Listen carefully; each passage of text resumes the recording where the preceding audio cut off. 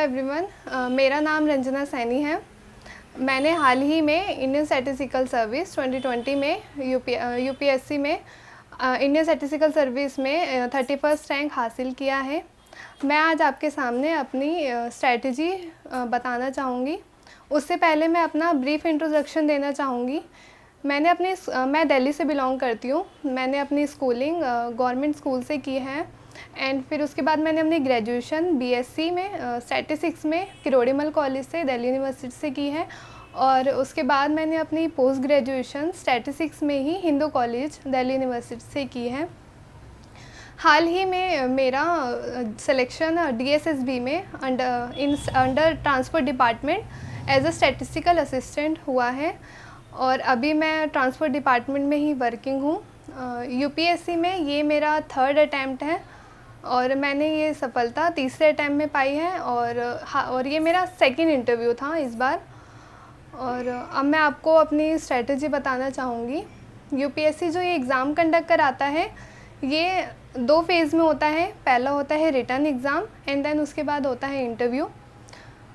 Written exam में 3 दिन होता है, 3 दिन का कॉन्टिन्यूस प्रोसेस होता है। 3 दिन में 6 पेपर होते हैं जिसमें सबसे पहला होता है जनरल इंग्लिश का और पहले दिन होता है जनरल इंग्लिश और जनरल स्टडीज़ का।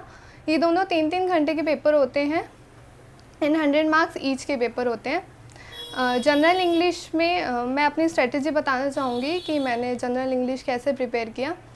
जनरल इंग्लिश में मैंने 3 चीज़ों पे सबसे ज़्यादा फोकस किया था। वो था essay writing, precise writing and extension writing, उसे हम पैराग्राफ राइटिंग भी कहते हैं। ऐसे राइटिंग में मैं डेली प्रिपेयर नहीं करती थी, मैं वीकली प्रिपेयर करती थी। मैं कंसिस्टेंटली प्रिपेयर करती थी हर वीक कि मेरे को एक ऐसे मेरे को लिखना ही है। और प्रिसाइज राइटिंग मैंने शुरू से नहीं की, बट जब एग्ज़ाम के 2 महीने 3 महीने रह गए तब मैंने अपनी प्रिसाइज राइटिंग शुरू की और मैं वीक में 2 ऐसे लिखा करती थी। और प्रिसाइज राइटिंग के लिए और उसके साथ ही एक्सटेंशन राइटिंग भी मैंने अराउंड 2 मंथ बिफोर शुरू की थी और उसको मैं हर रोज़ टाइम दिया करती थी। मैं एक एक्सटेंशन राइटिंग या पैराग्राफ राइटिंग डेली लिखा करती थी। उसके लिए जो मैंने बुक फॉलो की थी वो थी डिस्क्रिप्टिव इंग्लिश बाय अरिहंत। मैंने इसी बुक से अपना ऐसे, अपना प्रिसाइज और अपना एक्सटेंशन राइटिंग प्रिपेयर किया था। और साथ ही जो मैं जीएस के बारे में बताना चाहूँगी कि जीएस में मैं बहुत वीक थी। मतलब जो मैंने अपनी जीएस की थी वो स्कूल लेवल पे ही की थी। उसके बाद से मुझे बहुत शुरू से स्टार्ट करना था। मैं बहुत नर्वस हुआ करती थी जीएस से, मेरे को हमेशा डर लगा रहता था।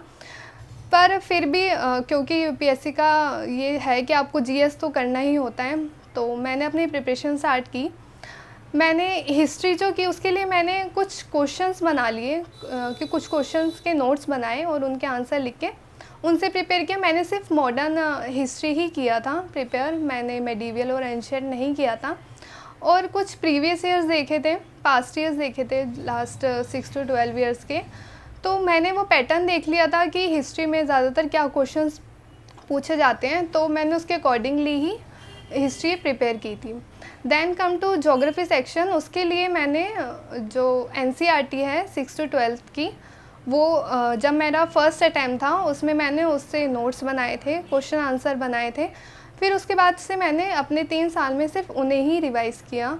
और जो 6 to 12 के जो एनसीईआरटी आई थिंक वो मोर देन इनफ है ज्योग्राफी के लिए। आप करते हो तो आप उसका नोट्स बना लो, उससे आपका बहुत फ़ायदा होगा कि आपको एट दी एंड जो रिवीजन होगी उसमें बहुत ज़्यादा वो आपको हेल्पफुल रहेगा। उसके बाद अगर मैं बात करूँ पॉलिटी की, तो पॉलिटी में मैंने लक्ष्मीकांत बुक फॉलो की थी। लक्ष्मीकांत से आपको हर टॉपिक नहीं करना है। मैंने था कि मेरे को कुछ स्पेसिफिक टॉपिक करने हैं, जैसे कि सुप्रीम कोर्ट हो गया, उसका जुडिशल रिव्यू और जितने भी रेलेवेंट टॉपिक थे मुझे लगे जो पास्ट ईयर्स में पूछे जा रहे हैं, वो सब मैंने लक्ष्मीकांत से फॉलो किए थे। उसके बाद अगर मैं इकोनॉमी की बात करूँ, इकोनॉमी में ज़्यादातर मैंने करंट अफेयर्स फॉलो किया था। और करंट अफेयर्स के लिए मैंने स्टडी लवर वी एक चैनल है, उससे मैं डेली करंट अफेयर्स किया करती थी। द हिंदू एडिटोरियल, वहाँ से बहुत अच्छे से वो सिखाते हैं। द हिंदू एडिटोरियल मैं किया करती थी और मैं न्यूज़पेपर भी रेगुलर फॉलो किया करती थी।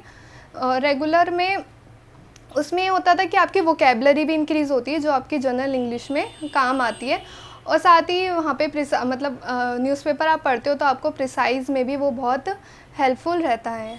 तो ये थी मेरी जीएस और इंग्लिश की स्ट्रैटेजी। और एक और बात कि मैं इसकी रिवीजन डेली किया करती थी, क्योंकि मेरी जनरल जो स्टडीज़ है वो मेरे को लगता था कि मेरी वीक है। तो मैं डेली इसको, मैंने अपनी जो प्रिपरेशन स्टार्ट की थी वो अप्रॉक्सीमेटली 6 मंथ पहले यानी जनवरी 2020 में स्टार्ट कर दी थी, और एग्ज़ाम अक्टूबर 2020 में थे।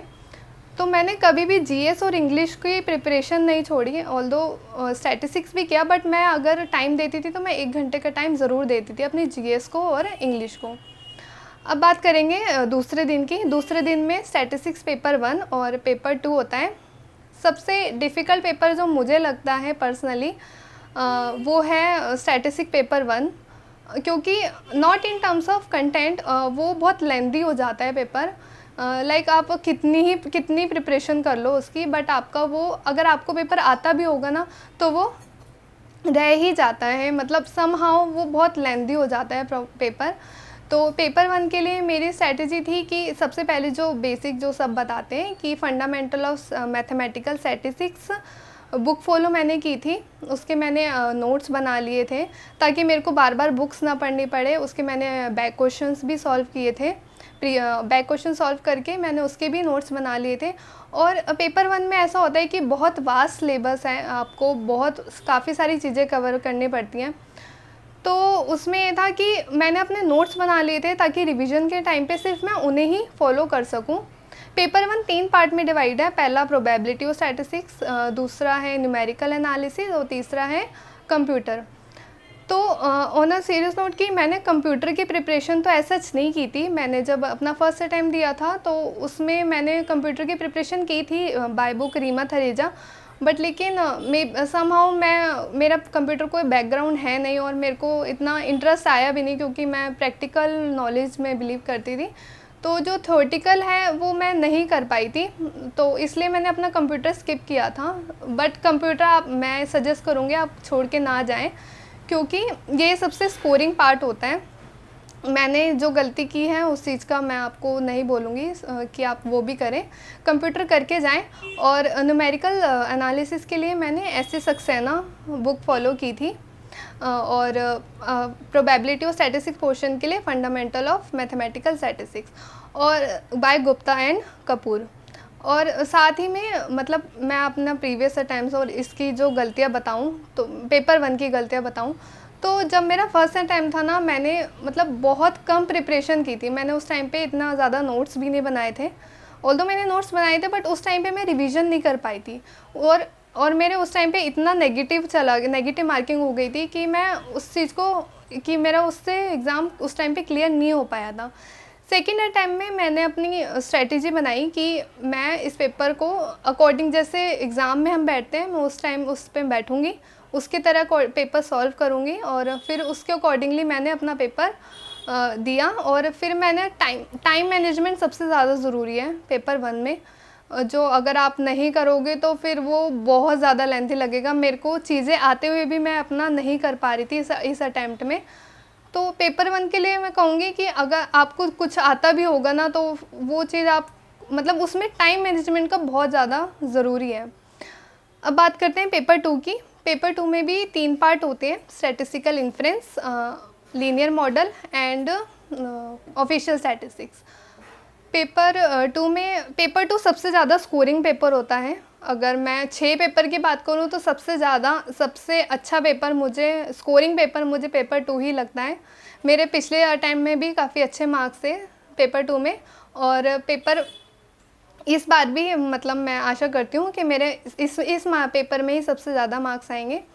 स्टैटिस्टिकल इन्फ्रेंस के लिए अगर मैं बुक बताऊँ तो fundamental of mathematical statistics, again Gupta and Kapoor मैंने फॉलो की थी, और साथ ही में statistical fundamental of statistics by गुण गुप्ता एंड दास गुप्ता, वो मैंने फॉलो की थी। ऑफिशियल स्टैटिस्टिक्स के लिए मैंने मॉस्पी की वेबसाइट से डिवीज़न, जो एनएसएसओ डिवीज़न होती है, स्टैटिस्टिक्स डिवीज़न होती है, जो डिवीज़न्स होती हैं उनके बारे में पढ़ा था। और एनएसएसओ कौन कौन से सर्वे कंडक्ट कराता है, क्या सब्जेक्ट कवरेज है उसकी, वो सब पढ़ा था मैंने उसके बारे में। और बहुत सारे जो नोट्स हैं, और इसके लिए ऑफिशियल के लिए हमें इकोनॉमी भी पढ़ना ज़रूरी होता है, जैसे कि जीडीपी हो गया, इन्फ्लेशन हो गया, अनएम्प्लॉयमेंट, एम्प्लॉयमेंट हो गया। तो इसके लिए मैंने कुछ ऑनलाइन नोट्स गूगल करके मैंने इन टॉपिक के बारे में पढ़ा था। अब पेपर 2 में थर्ड पार्ट होता है लीनियर मॉडल। लीनियर मॉडल के लिए मैंने कोई बुक फॉलो नहीं की थी, मैंने अपने ग्रेजुएशन के नोट्स ही फॉलो किए थे। और अगर अनोवा का जो पोर्शन है वो मैंने फंडामेंटल ऑफ अप्लाइड स्टैटिस्टिक्स से किया था बाय गुप्ता एंड कपूर। तो लीनियर मॉडल के लिए, और हाँ, मैंने गुजराती से जो सिंपल लीनियर रिग्रेशन है और मल्टीपल लीनियर रिग्रेशन है वो उसके भी नोट्स बना लिए थे, तो वो मेरे को लीनियर मॉडल में हेल्प किया था। और अब मैं बात करूँगी तीसरे दिन की। तीसरे दिन में भी 2 पेपर होते हैं, पेपर 3 और पेपर 4। पेपर 3 में अगेन 3 पोर्शन होते हैं, सैम्पलिंग, इकोनोमेट्रिक्स और अप्लाइड स्टैटिस्टिक्स। अप्लाइड स्टैटिस्टिक्स में भी 3 पार्ट में डिवाइडेड है, इंडेक्स नंबर्स, डिमांड एनालिसिस और टाइम सीरीज़। मैंने जो किया था वो मैंने इंडेक्स नंबर बहुत अच्छे से किया था, अगेन वो fundamental of applied statistics and by Gupta and Kapoor से किया था। और जो डिमांड एनालिसिस भी है वो भी मैंने उसी बुक से फॉलो किया था। पर मैं टाइम सीरीज़ इतना अच्छे से नहीं किया था, जो मेरे पोस्ट ग्रेजुएशन के नोट्स थे मैंने बस उतना ही पढ़ा था टाइम सीरीज़ के लिए। टाइम सीरीज़ का मैंने इतना ज़्यादा अच्छे से प्रिपेयर नहीं किया था। और सैम्पलिंग मेरा सबसे फेवरेट सब्जेक्ट रहा है, और उसके लिए मैंने आईआईटी कानपुर के शलभ सर के नोट्स फॉलो किए थे। वो ईज़िली ऑनलाइन अवेलेबल हैं और बहुत ही प्रिसाइज़ और कंसाइज़ हैं। उससे मैंने अपने खुद के नोट्स बनाए थे और उसी को ही मैंने फॉलो किया था, आईआईटी कानपुर के नोट्स को। एंड इकोनोमेट्रिक्स के लिए मैंने दामोदर गुजराती बुक फॉलो की थी। वो भी अगेन उसमें आपको सारे टॉपिक तो करने ही हैं ही, और साथ के आपको उसको बहुत अच्छे से थॉरोली उसके नोट्स बना लेने हैं। मैंने अपने फर्स्ट अटैम्प्ट में ही नोट्स बना लिए थे सारे, और उनको ही मैंने अपने सेकेंड अटैम्प्ट और थर्ड अटैम्प्ट में रिवाइज़ किया था। ठीक है, तो पेपर 3 आपका बहुत लेंदी रहता है, इसका बहुत वाइड सिलेबस है, और ये मतलब ये भी one of the toughest paper मैं कहूँगी। पर मेरे लिए पेपर 1 सबसे ज़्यादा टफ़ था। पेपर 3 मेरे को सैम्पलिंग पसंद था, तो इसलिए मैंने ईज़िली कर लिया था। एंड देन उसके बाद अगर मैं बात करूँ पेपर 4 की, पेपर 4 में हमें 2 सब्जेक्ट चूज़ करने होते हैं। मैंने चूज़ किया था demography and vital statistics and design of experiment. Demography and vital statistics मैंने fundamental of statistics by Gupta and Kapoor ही फॉलो की थी उसके लिए। एंड उसके बाद अप्लाइड वाइटल स्टैटिस्टिक्स का मैंने किया था, मैंने 2012 से लेके अब तक के जितने भी प्रीवियस ईयर थे उनके क्वेश्चंस को निकाला, और उनके क्वेश्चंस को ही मैंने प्रैक्टिस किया था अपने इस प्रिपरेशन के दौरान। खासकर मैंने अपने सेकंड और थर्ड अटैम्प्ट में मैंने नोट्स के साथ साथ प्रीवियस ईयर क्वेश्चन सॉल्व किए थे। और डेमोग्राफी और वाइटल स्टैटिस्टिक्स का सिलेबस इतना कंसाइज है कि आपको अगर आप उतना फॉलो कर लेते हो ना, तो उतना भी आपको सफिशिएंट रहता है। ठीक है, एंड देन मैं बात करूँगी डिज़ाइन ऑफ एक्सपेरिमेंट की। डिज़ाइन ऑफ एक्सपेरिमेंट के लिए अगेन वो ग्रेजुएशन लेवल का ही सिलेबस आता है उसमें, तो उसमें पोस्ट ग्रेजुएशन लेवल की ज़रूरत नहीं पड़ती है। और उसका जो सिलेबस है वो भी बहुत कंसाइज है। मैंने डिज़ाइन ऑफ एक्सपेरिमेंट के लिए fundamental of applied statistics by Gupta Kapoor follow की थी, और उसके साथ ही मैंने अपने ग्रेजुएशन के नोट्स फॉलो किए थे उसके लिए, डिज़ाइन ऑफ एक्सपेरिमेंट के लिए। एंड इसी तरीके से मैंने अपनी प्रिपरेशन की थी। मैं अपनी मिस्टेक्स भी बताना चाहूँगी कि मतलब मैंने अब क्या इम्प्रूव किया, कि मेरा जो पिछली बार था वो मेरा इंटरव्यू नहीं निकल पाया था। मैंने अब इंटरव्यू, मेरे जो रिटर्न मार्क्स थे वो भी इतने अच्छे नहीं थे, इतने कुछ अप टू द मार्क नहीं थे अकॉर्डिंग टू मी, क्योंकि मैंने ना पेपर 1 में बहुत ज़्यादा नेगेटिव मार्किंग की थी। इसका जो इम्प्रूवमेंट है वो मैंने इस अटैम्प्ट में इम्प्रूव किया है। मैंने कोशिश की है कि आप मतलब मैं ये बताना चाहूँगी, आप भले ही अराउंड 80 क्वेश्चंस आते हैं, आप भले ही 40 क्वेश्चंस करें, बट उनको बहुत, आप उन पे बहुत कॉन्फिडेंट होने चाहिए कि आपको वो जो आपने जो 40 क्वेश्चंस अटैम्प्ट किए हैं वो बिल्कुल करेक्ट हों पेपर 1 में। ठीक है, पेपर 2 के लिए मैंने अगेन इम्प्रूव, मैंने सब कुछ बहुत revision is the most important part of this journey. अगर आप रिवीजन नहीं करोगे तो मतलब आपने कितना ही कुछ पढ़ा हो वो आपका नहीं कवर हो पाएगा। तो मैंने इस अटेम्प्ट में रिवीजन पे भी बहुत ज़्यादा फोकस किया था, जबकि मैंने अपने पहले अटेम्प्ट में इतना फोकस नहीं किया था। और साथ ही साथ इस अटेम्प्ट में मैंने बिल्कुल एग्ज़ाम वाला पैटर्न फॉलो किया था। मैंने 4-5 मॉक दिए थे, अराउंड 4-5 मैंने मॉक दिए थे। वो भी, इसकी कोई टेस्ट सीरीज़ अवेलेबल नहीं है। तो मैंने खुद से क्वेश्चन बनाए अपने एंड खुद से ही उन्हें सॉल्व करके, मतलब मेरे जो फ्रेंड्स हैं उन्होंने भी मेरी हेल्प करी। हमने क्या किया था कि पेपर 1 में हमने सबने मिलके क्वेश्चंस बनाए कुछ, और फिर उनको अकॉर्डिंग टू लाइक 2 आवर का पेपर होता है तो उसके अकॉर्डिंगली हमने उनको सॉल्व किया। तो ये तो मैंने पेपर 1 और पेपर 2 के लिए भी मैंने सेम स्ट्रेटजी फॉलो की थी। मैंने बहुत सारे क्वेश्चंस सॉल्व किए थे और ये भी मैंने किया था कि इस बार मैंने जो IIT जैम के पेपर होते हैं वो MCQ के फॉर्म में होते हैं, BHU के जो क्वेश्चंस होते हैं वो भी MCQ के फॉर्म में होते हैं, तो वो भी मैंने इस बार रिवाइज़ किए थे। मतलब जितना MCQ मैं कर सकती थी उतना मैंने इस बार किया था। तो ये मतलब मेरे को इस बार का बेनिफिट लगा कि शायद मतलब इसी वजह से ही मैं थोड़ा इतना इम्प्रूव कर पाई हूँ कि मेरा इस बार सिलेक्शन हो गया है। पेपर 3 और पेपर 4 की मैं बात करूँ तो उसमें भी मैंने बहुत रिवीजन पे फोकस किया था, और ख़ासकर मैं कोई भी चीज़ ना मेरे को याद करके ऐसे याद नहीं रहती है, मतलब पढ़ लो मेरे को याद नहीं रहती है। मैं हर चीज़ लिख के देखा करती थी, चाहे फिर मैं कितनी भी, अगर मैंने 2 या 3 बार भी रिवीजन किए हैं तो उसको भी मैंने लिख कर ही रिवाइज़ किया है।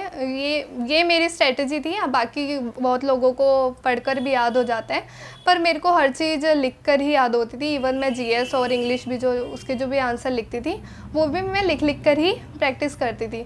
तो इसी वजह से शायद मेरा ये मतलब इस बार मैं सक्सेसफुल हो पाई हूँ। और अब मैं बात करूँ इंटरव्यू की, ये मेरा सेकेंड अटैम्प्ट था इंटरव्यू का। इंटरव्यू में मेरा फर्स्ट अटैम्प्ट इतना अच्छा नहीं गया था, क्योंकि UPSC का इंटरव्यू है, वहाँ पे 4 मेंबर होते हैं, तो आप इतना प्रेशराइज़ हो जाते हो आपके फर्स्ट अटैम्प्ट में।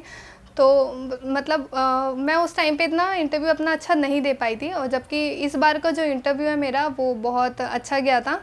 इस बार का मेरा interview around on an average 20 to 25 minute चला था, और इस बार मैं ज़्यादा कॉन्फिडेंट थी क्योंकि मेरा रिटन काफ़ी अच्छा गया था लास्ट टाइम के कंपैरिजन में। और बोर्ड मेंबर भी इस बार बहुत लीनियंट थे, बहुत मतलब उन्होंने मेरे से जितने भी क्वेश्चंस पूछे थे वो रेलेवेंट टू द सब्जेक्ट थे, कुछ भी आउट ऑफ बॉक्स कुछ भी नहीं था ऐसा। तो इस बार के इंटरव्यू के लिए मैं ज़्यादा कॉन्फिडेंट थी, तो इसलिए शायद ही मेरा सिलेक्शन हो पाया है। एंड फाइनली मैं ये कहना चाहूँगी कि मैंने अपने ऊपर भरोसा रखा, 3 अटैम्प्ट दिए। 17 में मेरी पोस्ट ग्रेजुएशन हो गई थी। उसके बाद से मतलब मैंने अपने आप पर भरोसा रखा कि मैं ये एग्ज़ाम क्लियर कर लूँगी, क्योंकि ये मेरे सब्जेक्ट से ही रिलेटेड है जो मैंने ग्रेजुएशन और पोस्ट ग्रेजुएशन में किए हैं। तो लास्ट में बस ये कहना चाहूँगी कि आपको ना अपने ऊपर भरोसा होना चाहिए कि आप जो काम कर रहे हो वो बहुत डेडिकेशन के साथ करो, उसमें पूरा अपना 100% दो, तो आपको अल्टीमेटली सक्सेस मिल ही जाएगी। फिर चाहे वो फर्स्ट हो, सेकंड हो या थर्ड अटैम्प्ट हो, या आपका लास्ट अटैम्प्ट क्यों ना हो। तो मैं बस इतना ही कहना चाहूँगी कि आप कंसिस्टेंटली करें कोई भी काम। मैं बहुत 10-12 घंटे नहीं पढ़ा करती थी, पर मैं डेली कंसिस्टेंटली पढ़ा करती थी। अपना एक रूटीन बनाए, अपना एक मैंने टाइम टेबल बना रखा था जो मैं डेली फॉलो किया करती थी। तो कुछ चीज़ें हैं ये जो मतलब मैं अपनी आपको बताई हैं, अगर आपको यूज़फुल लगे तो आप भी ये सब फॉलो करें। इसलिए thank you so much. And मैं DKT को भी थैंक यू कहना चाहूँगी इसके लिए कि मुझे उन्होंने प्लेटफॉर्म दिया कि मैं अपनी स्ट्रैटेजी आप लोगों के सामने शेयर कर सकूँ। Thank you so much.